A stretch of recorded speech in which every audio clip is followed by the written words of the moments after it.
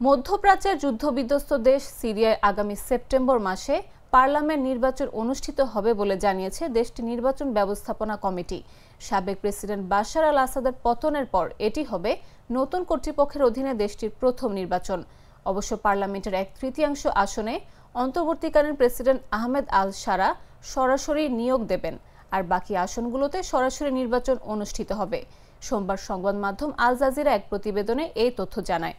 সিরিয়ার জনগণের পরিষদ নির্বাচনের দায়িত্বপ্রাপ্ত উচ্চ কমিটির প্রধান মোহাম্মদ তাহা আল আহমদ রোববার রাষ্ট্রীয় বার্তা সংস্থা সানাকে জানান, 15 থেকে 20 সেপ্টেম্বরের মধ্যে এই নির্বাচন অনুষ্ঠিত হবে। সাবেক প্রেসিডেন্ট বাশার আল আসাদের পতনের পর এটি হবে নতুন কর্তৃপক্ষের অধীনে প্রথম নির্বাচন।